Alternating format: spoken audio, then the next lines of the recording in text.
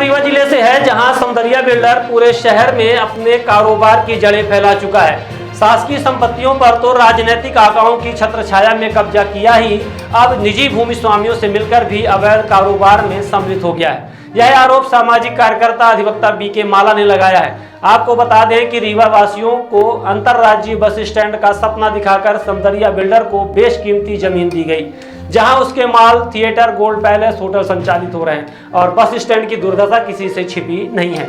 सिरमौर चौराहे से लेकर सिविल लाइन की शासकीय अरबों की जमीन करोड़ों में देकर उसे उपकृत कर दिया गया, जिसका मामला विधानसभा में भी गूंजा।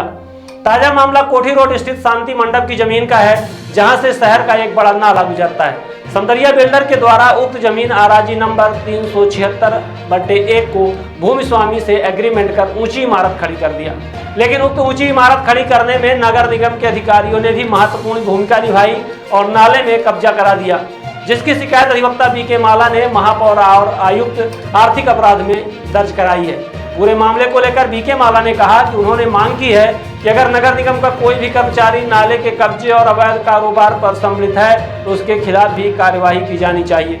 अधिवक्ता ने बताया कि सौंदर्या बिल्डर के द्वारा शासन की एनओसी का उल्लंघन किया है, सिया, टीसीपी और रेरा का भी उल्लंघन कर उक्त बिल्डिंग खड़ी की गई है।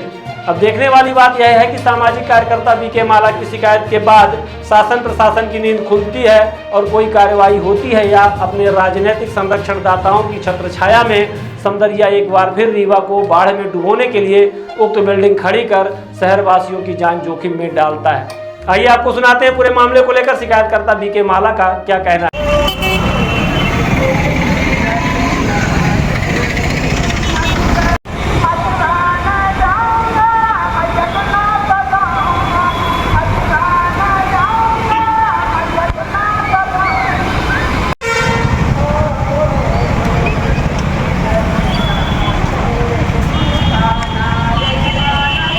को लेकर आप यहाँ पे आए थे, क्या कुछ मामला है, किस प्रकार से निर्माण कार्य चल रहा है? देखिए, रीवा जिले में सौंदर्या एक बिल्डर है जिनको पूरी ज़मीन रीवा जिले की बेशकीमती भूमियाँ दे दी गई।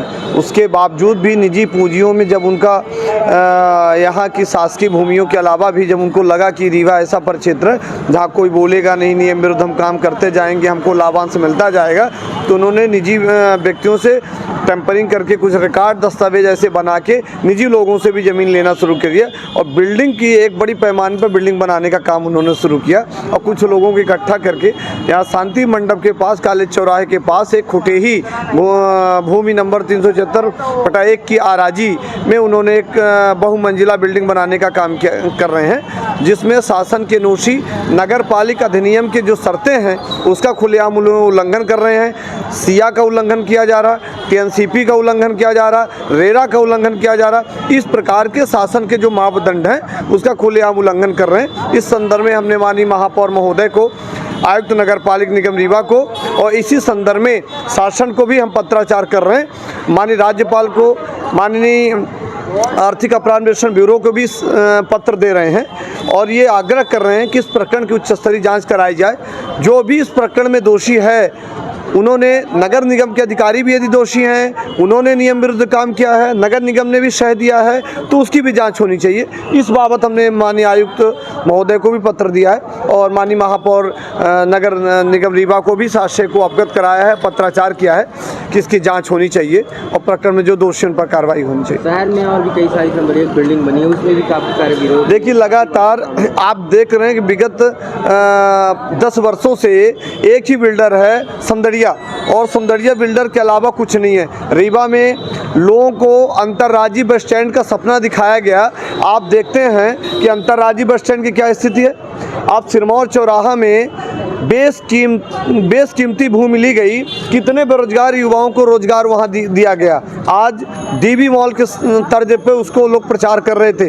आप देखिए, कोर्ट के पास सिंचाई विभाग की आपने जो नक्शा दिया, जो प्लान दिया, उसके चारों तरफ ने आपने रोड दे दी। यानी रीवा में सौंदर्या बिल्डर के अलावा कुछ भी नहीं है।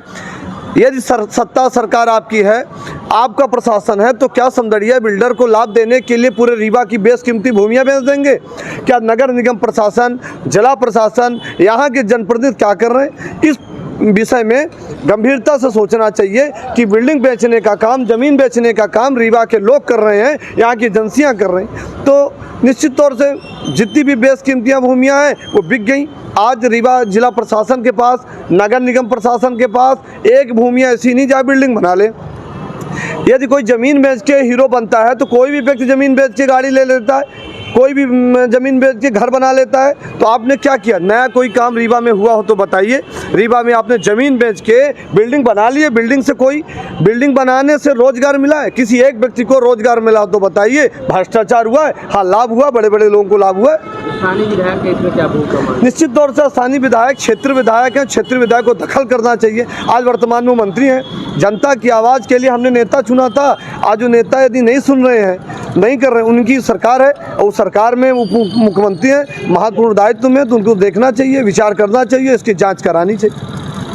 सुना आपने, समदरिया बिल्डर के ऊपर पहले भी टैक्स चोरी कर धन अर्जित करने का भी आरोप लगा है। समदरिया बिल्डर के द्वारा जिन दुकानों को बेचा जा रहा है उसमें आधा पैसा चेक के माध्यम से दिया जाता है, जबकि आधा पैसा सिर्फ कच्ची रसीद देकर ली जा रही है, जिसका भी कई बार व्यापारी, दुकानदार, खरीदारों ने शिकायत की थी, लेकिन छत्रछाया इतनी बड़ी है उसके खिलाफ कोई कार्यवाही नहीं हुई। अब देखने वाली बात यह है कि शासकीय जमीन बेचने के बाद निजी जमीनों और उनके भूमि स्वामियों से मिलकर शासकीय संपत्ति पर कब्जा करने का प्रयास समदरिया बिल्डर का सफल होता है या इसमें रोक लग पाती है। अपने आसपास की छोटी बड़ी खबरों को देखने के लिए बने रहें विराट 24 के साथ। हमें दीजिए इजाजत। बहुत बहुत धन्यवाद।